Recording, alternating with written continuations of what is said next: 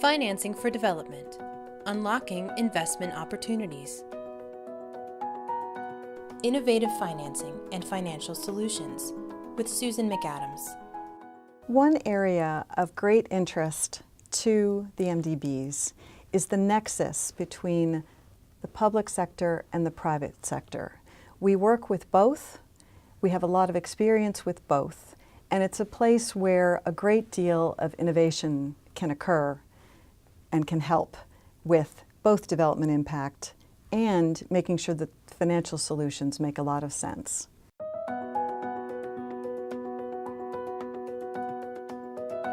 An area that we've been working in across the board, across the institution, is often referred to as innovative financing. Innovative is a funny word.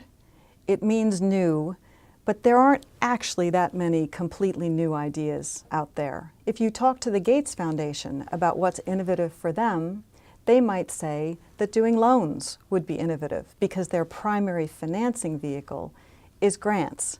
However, when you look at a specific development problem and you structure a financing solution to help with that particular problem and how to finance it, that is innovative financing. There are a couple of different categories of innovative financing. One is new money. You actually find a way not to grow money on trees, but to create something that really generates a new and additional flow of money.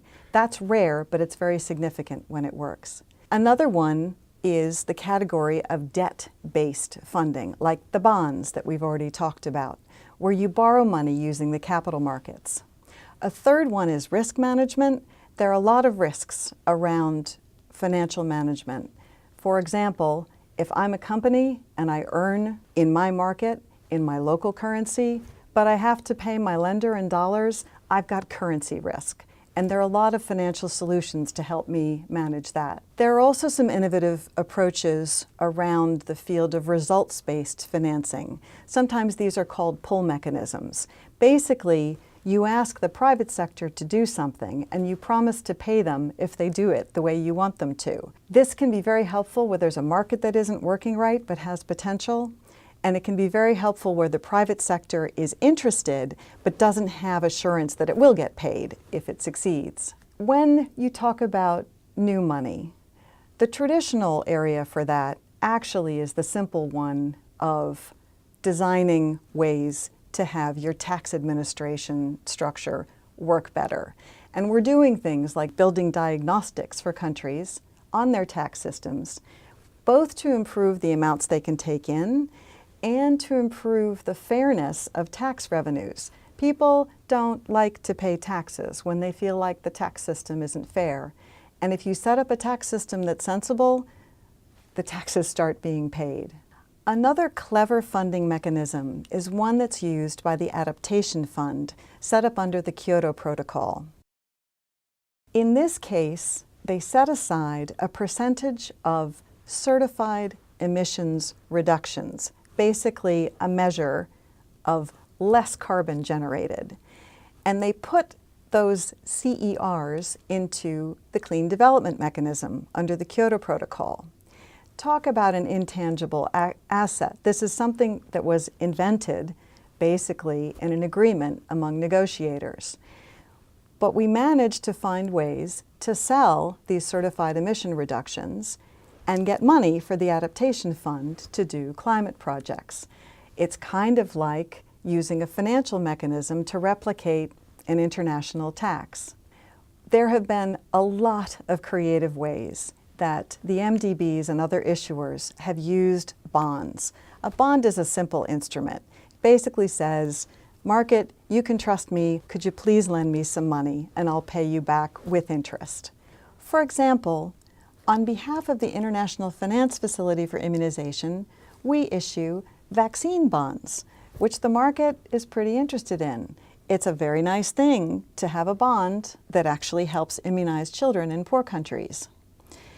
We also have a more complex structure of bonds that are used to put a floor price on carbon in the methane market, which doesn't exist yet. We're trying to establish a market to price methane, which is a carbon pollutant. There are catastrophe bonds. They provide funding when it is most needed after a hurricane or an earthquake. It's almost an insurance bond. It's a very interesting category.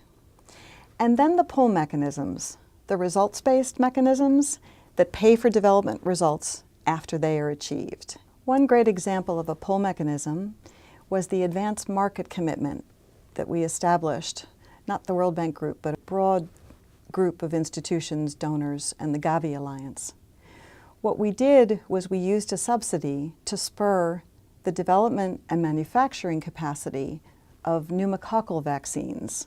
Pneumococcal is hard to spell and pronounce, so people don't know how much damage it's done in poor countries. In the rich countries, when children get pneumococcal diseases, they get sick. In poor countries, they die, and this was a terrible killer for a long time.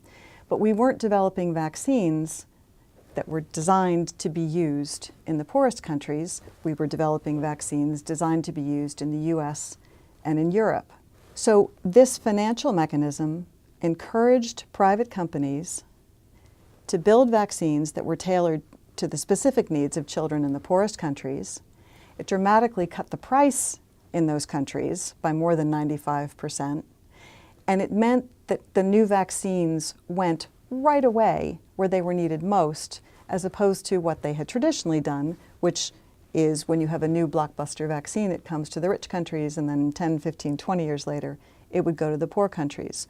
All of this was done by a pull mechanism promising payment once the vaccine had been developed, once the companies had countries interested in buying it. So it was payment after the fact for a very important development achievement. It's also been used to pay for education results in a number of different ways after they occur. Not just the girl is going to school, but the girl is actually learning and passing the math tests. Innovative financing often focuses on pulling in the private sector and joining it to public sector efforts. For example, we are looking to establish a pandemic emergency response facility. This would be a platform to support essentially an insurance mechanism. It will channel funds swiftly and where they are required to governments, to multilateral agencies, to NGOs and others. And it would finance a quick response to dangerous epidemic outbreaks before they become pandemics.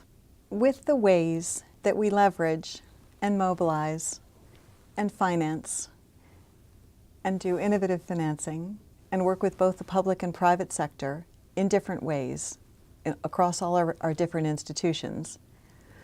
During the 15-year effort to reach the MDGs, multilateral development bank financing to our clients has grown from $50 billion to $127 billion annually in grants, concessional and non-concessional loans, risk-sharing instruments, guarantees, equity investment, and innovative financing.